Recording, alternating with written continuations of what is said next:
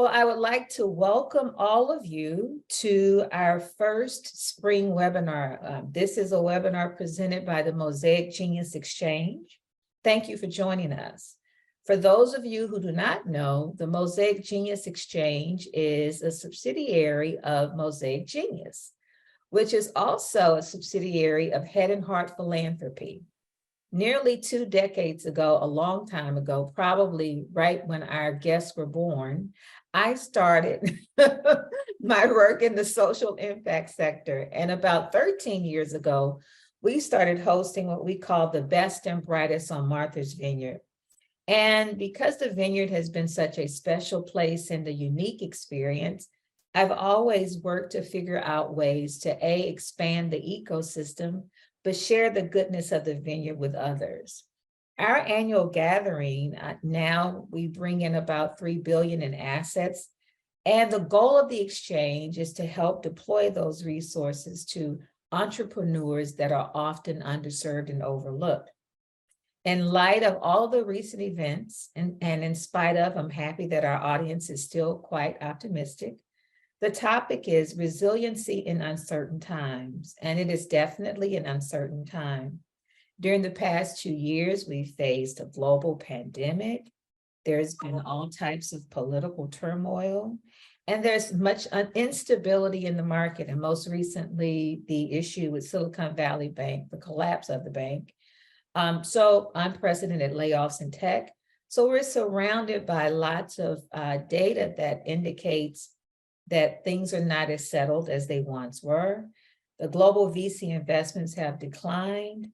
And as the saying goes, when America gets a cold, the Black community gets a flu. But needless to say, there are entrepreneurs that are still thriving, and they offer us a sense of hope. Today, we're excited to have 2 of my favorite people that happen to be in tech. And I'm excited that they are officially meeting for the first time. So this is great news. So I would like to welcome the trailblazer, Sevetri Wilson, the founder and CEO of Resilia, and Ruben Harris, the co-founder and CEO of Career Karma. Ruben and Sevetri, welcome to the Exchange webinar. How are you? Doing great. I'm also optimistic, like many in the chat and those who are listening in. Thank you for having me. Wonderful. And Ruben, how are you? I'm feeling good. I'm excited. I really like the spirit of your shirt, Undaunted. I think it resonates with the responses in the chat because I feel the same, and I feel very inspired and grateful to be here. Wonderful. And since I'll take a second of personal privilege, I'd like to say Happy Founders Day to all the women of Spelman College. Today is indeed our Founders Day, and we are indeed undaunted. That's right. We are hopeful because we know that there's always greater later. How about that? So I'd like to start with Sevetri. So let's begin with you. Give us a 1-minute introduction about yourself and about Resilia, because for those that don't already know you. Thank you. So I always like to say where I'm from. I'm from a rural area in Louisiana, Hammond, Louisiana, outside of New Orleans. My mother was raised in New Orleans, my father in Hammond, where I mostly grew up. I started and launched my first company, Solid Ground Innovations, in 2009. And we were essentially a strategic communications and management agency, heavily working in the nonprofit space and with large funders like Kellogg Foundation and Ford Foundation, and corporations like Aetna Better Health. As we began to grow and scale, I started to realize that we would come in, we would bring capacity support to these organizations, boots on the ground, acting as their back office in lieu of full-time employees, but we couldn't scale ourselves. We would come in, we would bring this capacity, but the likelihood of that work continuing without us was very rare. So I started thinking about ways that we could use technology to essentially streamline our services and deliver it through a software solution, which is what gave rise to what is now Resilia. And we're a 2-sided platform. On one side, we support nonprofit organizations, helping bring their day-to-day capacity through technology. And we work with large funders such as US Bank and again, Ford Foundation, Goldman Sachs, probably about 24 United Ways, you name it, to deliver technical assistance and capacity support to the nonprofits, entities, and initiatives that they fund. Awesome. No, it's fascinating. Great work. And Ruben, you want to tell us a little bit about yourself and where you're from? Yeah, I'm from Atlanta, Georgia. Started my career in Chicago. I was in the Bay Area for 8 years, and now I live in Miami. And I'm running Career Karma. So Career Karma is the easiest way to find a job training program online. Um, Now that a lot of employers are prioritizing skills first initiatives and dropping the requirement to have a college degree, we have millions of people coming to us looking for guidance on what skill is best for them, given that there's over 2 million credentials that exist in the US alone. And we're really prioritizing getting people prepared for technology roles as well. And when I say technology roles, it's not just getting skills to become a software engineer. It includes sales and design and marketing. And now currently our platform, which is an app on the phone and on the web, has about 2.5 million people a month that come to us looking for career advice, and then mostly women and people of color. What we learned through this process is that career navigation isn't about education, actually. It's about psychology. So even if you do get a credential, and even if you do go to an amazing school, a lot of people struggle with the job search and even finishing the program in general. So we created live audio rooms to keep people supported and to find jobs offline. And through that process, we raised about $52 million from investors like you and others like SoftBank and Google and people like that. And now we're actually working with employers that are using education benefits to attract talent and to upskill talent. And what that means is now that there's been this pandemic and all these interesting Black Swan events and this slowdown, and people can work from home, a lot of employers are thinking about what they can offer people outside of offices and ping pong tables. And similar to like paying for retirement benefits or healthcare benefits, employers are saying, hey, work for us, we'll pay for your education. And if you already work for us, we will make sure that we invest in your growth. So Career Karma is actually working on software for those employers to power those benefits for people. I like that you and Sevetri both mentioned where you are from. I think that's so important because oftentimes people think about tech as being something that is along the coast, right? You think of New York and California, but both of you bring such wonderful lived experience to the work. And I am really grateful and happy about that. And I must admit, as a Southerner, to hear that made me swell with pride. But now we want to talk a little bit about some of the challenges that you faced in fundraising, and I share all of that to move into this point. I'm certain you faced some, and when you faced the challenges in fundraising, Sevetri, what did you do? How did you course correct to sort of move past those challenges and pitfalls to raise $30 million in a Series B?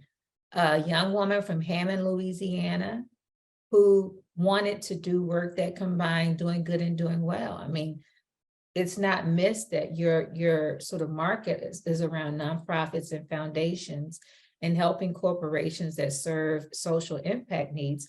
How did you overcome those challenges and pitfalls when you were trying to raise funds? So we've raised from pre-seed to Series B now, close to about $50 million in venture capital. And for me, I always say that each round brought different things, right, to the table related to challenges and things that I had to get across.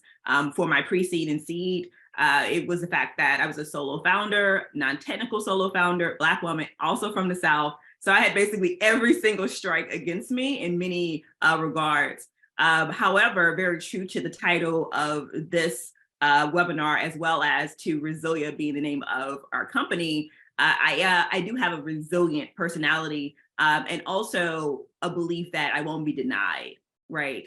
And so I really do feel like it starts there. And then everything else is how do you move pieces and how do you put people in place so that you can accomplish the things that you need to get to.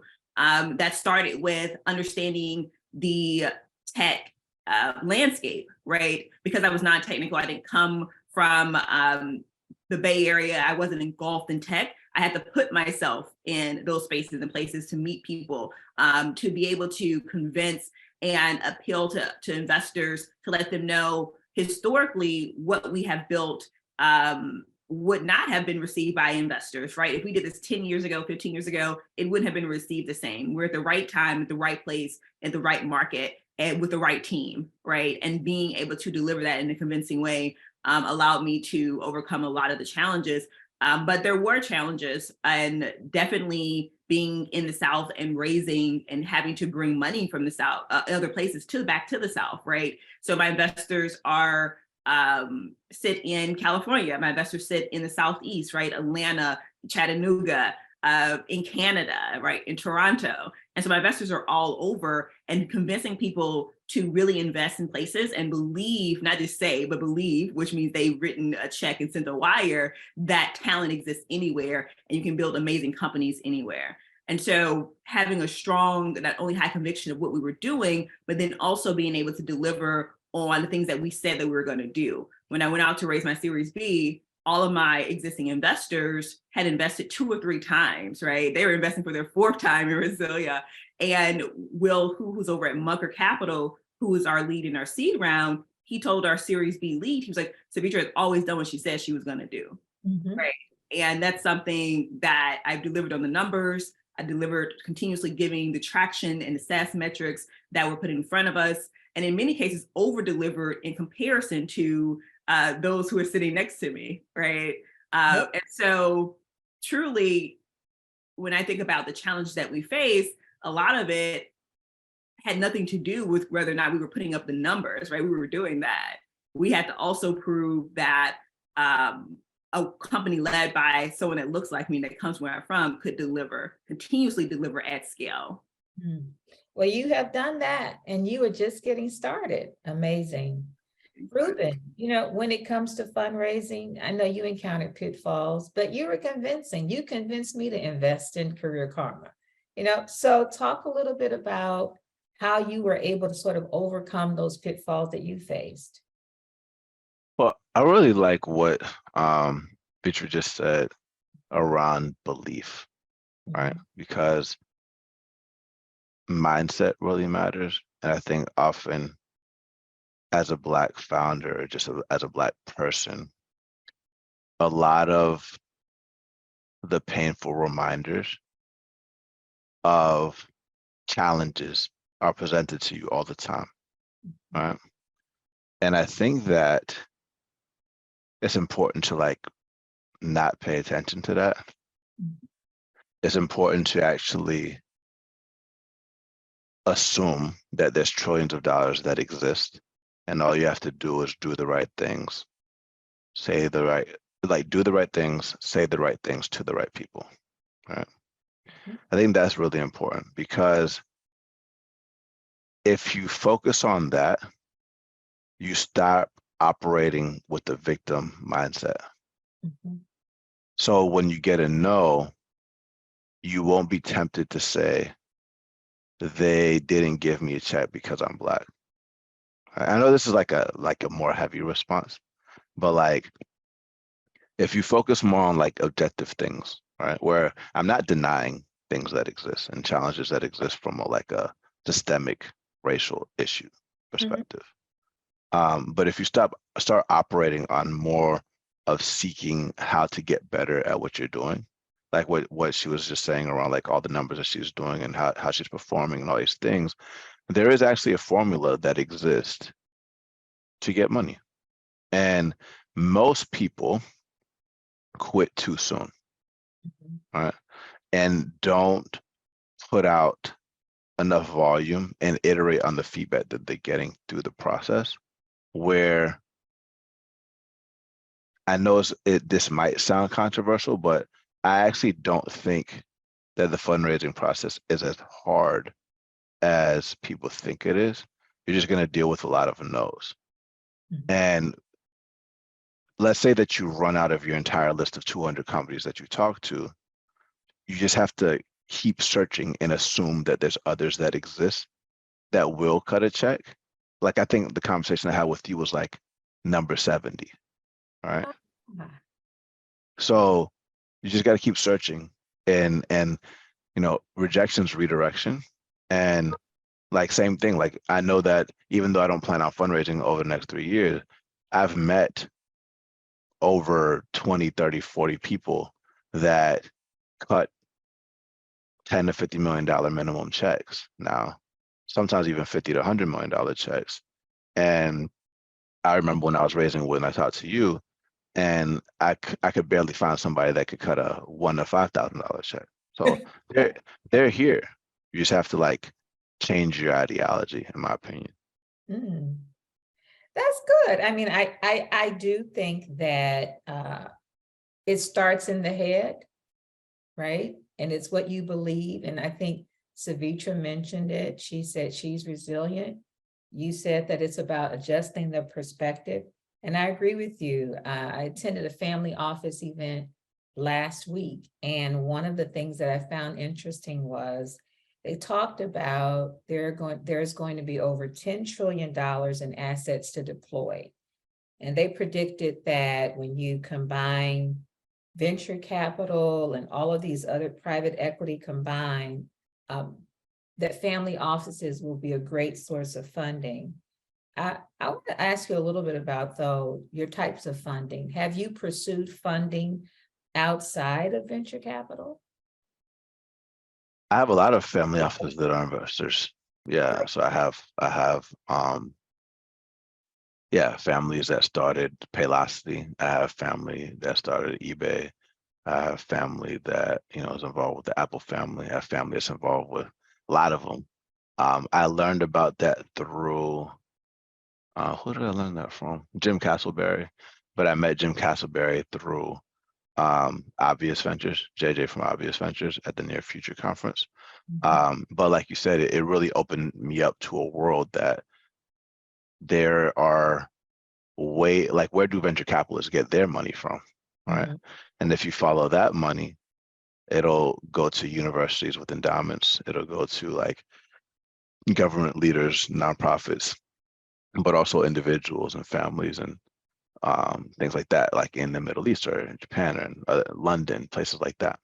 And so when you realize that there's other people that you can talk to where venture capitalists get to, okay, what are they looking for? And a lot of times family offices definitely care about getting return and money, but they also care about deeper things related to impact. Like I have another family office that focuses exclusively on like workforce development issues for women, for example.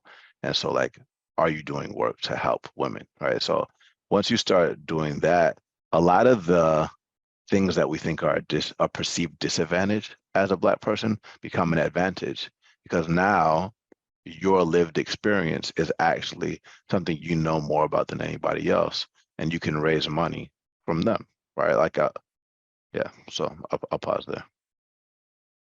Sevetri, what about you?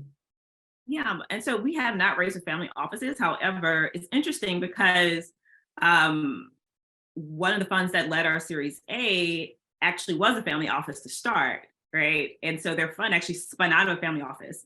When you think about General Atlantic, one of the largest private equity firms in the world, it actually started as a family office of one of the largest philanthropists in the world that actually influenced the giving of Bill and Melinda Gates and Warren Buffett and others, right? And so those large funds, many of them actually spun out of family offices. So definitely not too surprised that there's a lot of money kind of flowing and will be flowing from family offices in general.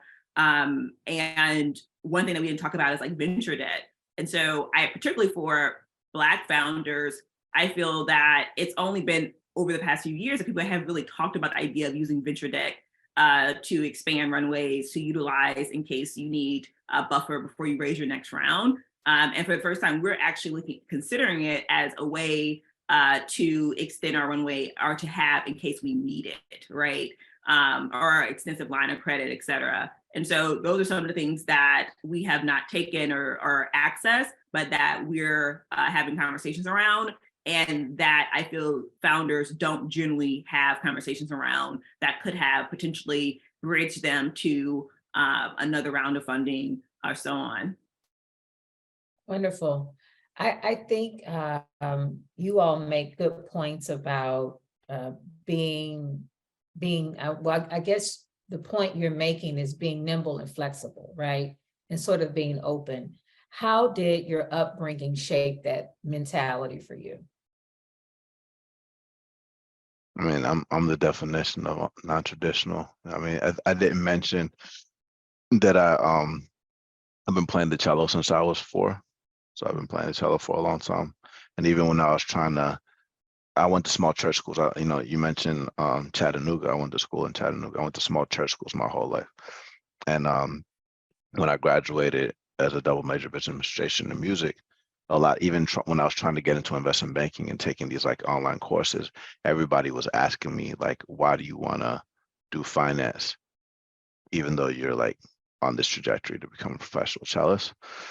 And long story short, I had to like learn how to tell my story in a way where, you know, I talked about how like the arts world is funded by the business world and many other things, and what artists aren't good at on the business side and why it positions me well. But I think I've always been able to see around the corners and create, like figure out what skill I need to do in order to get to the next stage. But what I thought was non-traditional is actually becoming the norm in society today, right? So even though I've been a cellist, I've been an investment banker for 3 years. I worked on the philanthropy and growth side at alt school at an education technology company. I was in sales at a healthcare company. I was at a political technology company, and now I'm running Career Karma. Now these days, people are changing careers like anywhere from 5 to 12 times in a lifetime, maybe even more. All right, so that's not a weird thing anymore. Parental leave is normal. Maternal leave is normal. All right, so you can have a gap in your resume and it's not looked at as weird. You know, like that's not a huge issue anymore. I think similarly, just going to finalize the answer to your question, when it comes to fundraising, I think about it very similar to the job search. All right, it's like there's a certain criteria that people are looking for. You gotta, you know, make a list of companies that you gotta go to. You gotta email them every day, and you just gotta like start pitching yourself over and over and over again until you get to where you want to go. And a lot of times, the companies that you're going for on your list aren't the places that you're going to land the job, but through going through the process, you end up landing in another role that you didn't even realize was going to be amazing. And then they give you that big $40 million Series B check. That Series B check was led through somebody that I met through the church that connected me to somebody randomly that wasn't even on my list of things that like on how to like get to. And it ended up, you know, being where we needed to go.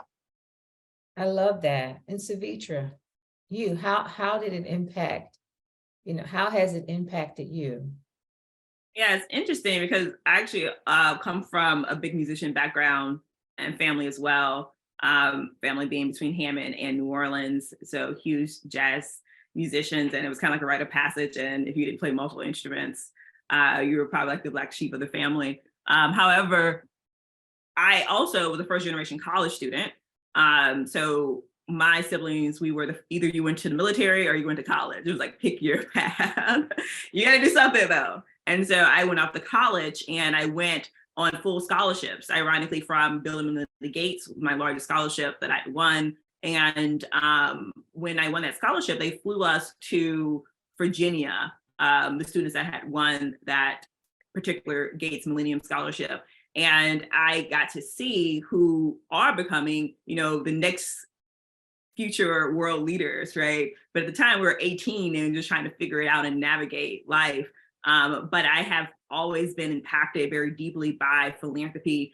And so the work that I do now is truly like a full circle moment of where I came from, as people say, humble beginnings, and truly trying to emphasize on how you can do good work and also build grossly successful companies and help people in the process. And so when I think about my upbringing, and I didn't have the contacts, right? I had to really build my network one by one, brick by brick. I didn't really know anyone.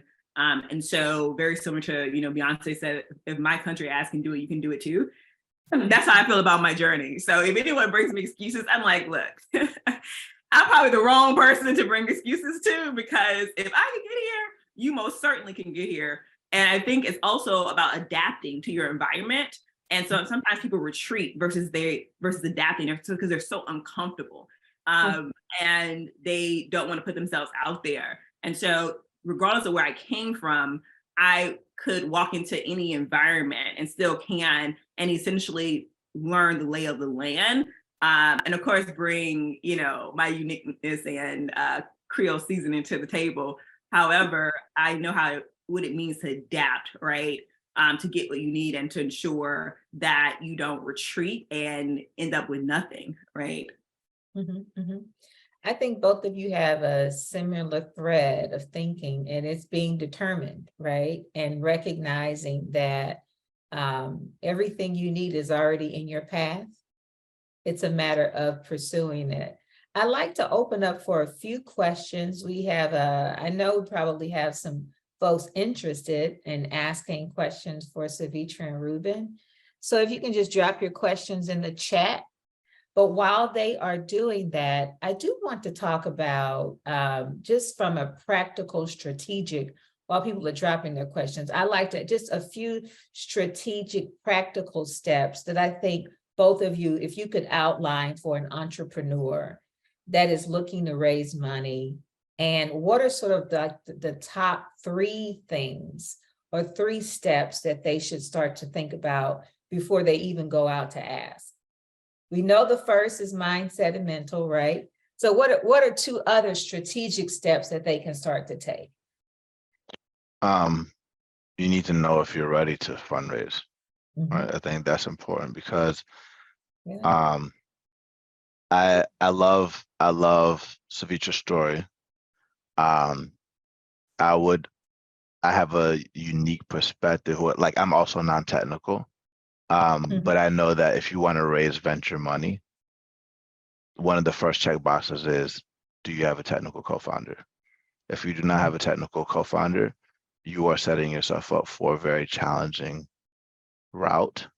And it's either somebody is your co-founder or you have somebody on your team that's technical if you're trying to raise venture capital. So I want to bring this one up a lot just because I got a lot of my colleagues asking up to raise money. And I'm curious to hear your perspective about this as well, because what happens often is you'll pitch someone without being technical. You'll ask for money. You don't get it because you're like, oh, I don't have an app. So, but if you give me the money, then I'll hire a dev team to build it for me. And then they deny you. And then people are like, man, like, it's because I'm Black, for example, right? But it's kind of like being a baseball player trying to get into NFL and then getting denied and be like, oh man, they're just against baseball players. Right? It's just a different game, right? Because venture capitalists are looking to invest in scalable technology solutions. And so you have to at least have that checkbox in your head, whether either you or someone on your team or your co-founder is technical. That's something that I would say. And then number 3, make sure that the problem that you're solving, whether it's a niche that can grow or is already a large market, is a pain point that serves a significant number of people, meaning thousands or hundreds of thousands or maybe millions of people, that you feel that you are the best in the world to solve. And that whenever you have your scalable solution to solve it, anytime they push the button to solve it, you make money from it. If you're there, then you're going to be in a good place. And I know you asked for 3 points. The last thing I'll just say is, like, whenever you make your presentation, it's important to have clarity of thought and a good flow in your deck. And I can go and answer those specific questions later, but a lot of people overcomplicate things and make super fancy decks and, don't focus on the heart of what people are looking for. And there's actually, like, going back to the whole thing, there's a formula that you could follow where if you say these things, like, people will understand what you're doing. So you're saying if you should if you're not technical, because I think this is a great point, right? If you aren't technical, doesn't mean you can't launch a tech company. It just means that the other person on the team should have those skills, correct? It means that you need to have either a co-founder that's technical or someone that you've already have on your team that is technical, that is working with you currently, not a dev shop that you I can see. go to later. Just like someone on your team is the tech person that you know well, Mhm. deeper. Ideally, it's someone that you know well on a deeper level, because the first thing that they're going to ask is who's technical on the team. Then they're going to ask you how you know each other. And ideally, especially at the seed stage, they have to know that you all know each other on a deeper level than just business, because 60% of companies die because a co-founder blow up. And so like this founding stage is like a marriage. All right. So what are the family dynamics that matters? So I'll stop Yep. Well, I think this is very good. there.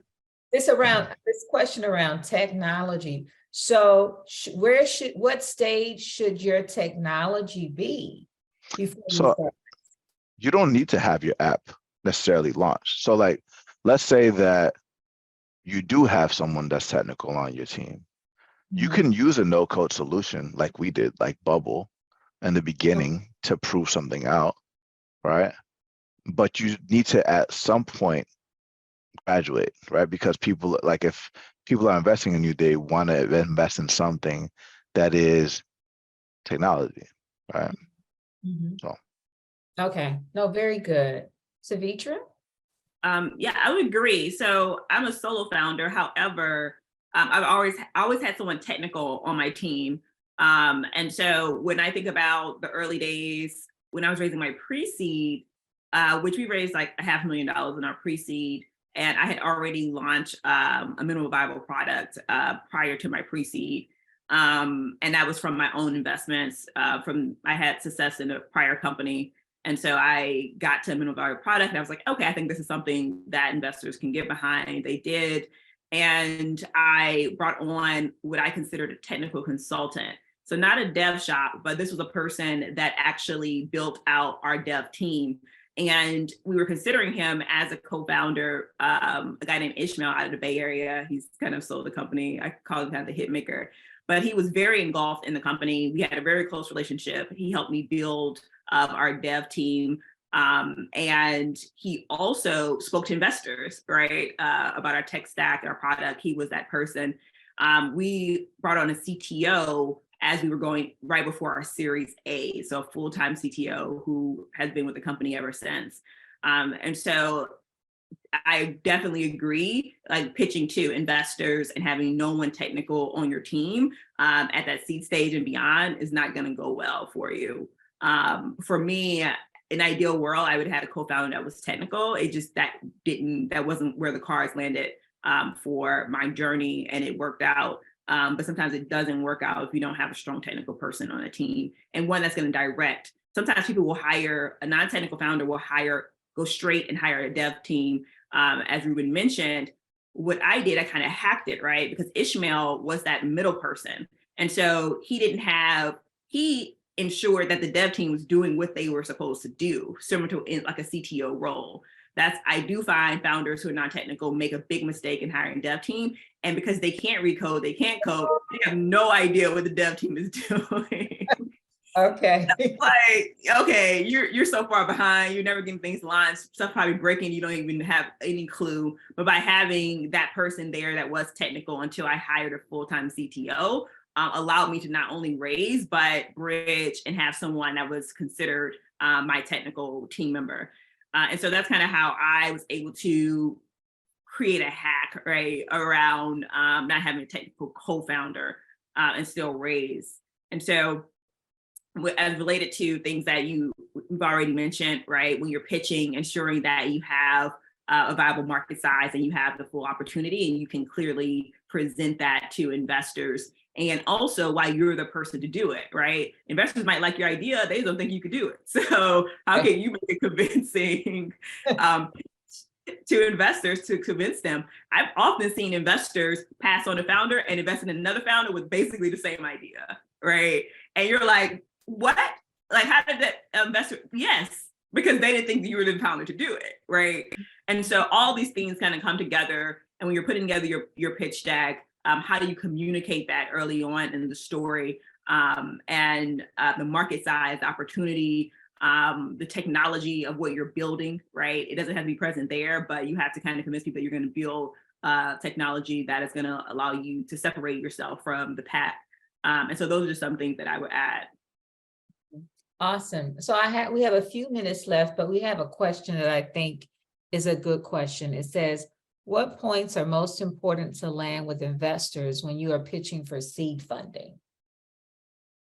Yeah, so I put a link in the chat to Sequoia business plans. I think that flow matters. Mhm. I think that if it was me, I would say being very clear on what you do, because a lot of people don't explain what they do very well. What problem you're solving, how you're solving it. Have you launched, because you're nothing until you launch. Like, you know, Sevetri mentioned she has an MVP launched already. So have you launched?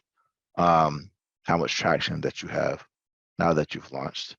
And a bottoms up market calculation. I think a lot of people pull reports from like McKinsey or Deloitte or Gartner that'll just be like, hey, this is $100 billion market, but it's very hard for people to paint how big the market is if they don't know how it works.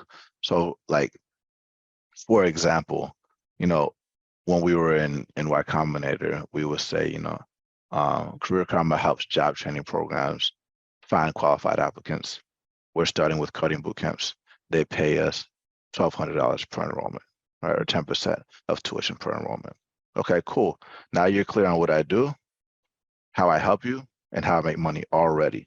Okay, cool. Well, the next question that an investor is going to have in their head is like, okay, well, how many schools exist and how many students go to those schools every year, right?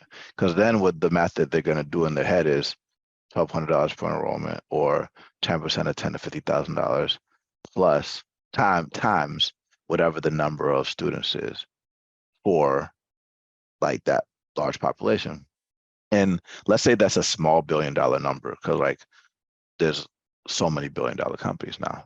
How does this grow into a $10 billion company or $100 billion company? How does it grow from there? So like the last piece is going to be like, okay, what is your unique insight? Who are you? Can you do this? Are you the one? And then like, what's the vision? How do you take, if we give you this money and you do this, and yes, that's great that you can solve this problem, how does it grow into becoming this big future juggernaut that changes the world? That's pretty much the flow. In my experience, the competitors aren't as important. So that's just something to think about. Well, no, this has been great. Anything either of you would like to close with? You know, Sevetri, are there any parting words you'd like to offer? And by the way, on a point of personal privilege, you are a few days out from your very big day. So exciting. So exciting. So I would just say, you know, don't spin your wheels. We talked about, is it the right time to raise, right? We're in a crazy market right now. And it's very hard to raise. It's not impossible, but you'll probably spend more time in market. So is that where you want to dedicate your time right now? So you have to really get sure about that.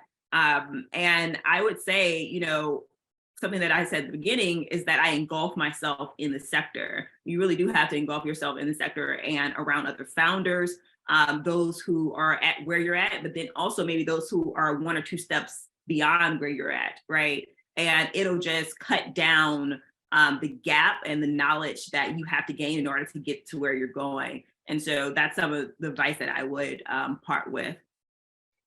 Yeah, no, I think, yeah, timing, industry knowledge matters. The only other thing that I was going to ask about, like bring up about competitors that I didn't mention, is ideally you're creating a category. So like there's a really good book about 0 to 1. So like there's also a good video called it says competition is for losers, or like you're avoiding competition by creating your own category, because that positions you to dominate and own it and be that thought leader that Sevetri was just talking about. I love that, Ruben. You know, it's fun. I have the same philosophy. I don't have a competitor. I'm my own competition, right? And so I think every day, if you wake up thinking that, yeah, because I just, you know, there's so much room. And what I like about the two of you, I think why we gel is we believe in abundance. Like there is more than enough. And I jokingly tell people this all the time, you know, good entrepreneurs solve problems, right? And if you select, say, just one problem, which is really an opportunity, if you choose one thing and you say, I'm going to devote the next 15 years to that, guess what? You will be busy for the next 15 years, right? And there are enough opportunities masked as challenges that we can all take on. And guess what? $10 trillion is a lot of money, which means there's enough money to create another Sevetri and enough money to create another Ruben. I want to thank you both so much for taking time with me today to talk about your journey, your success. I know that your words are going to be helpful for entrepreneurs looking for their path, not just in tech, but finding their space. And what I also believe is their calling. Again, I am so proud of you. Thank you to all of you for joining us for the webinar, and we will see you again very soon. Bye-bye. Thank you for having us. Bye. Yeah. Take care, everyone.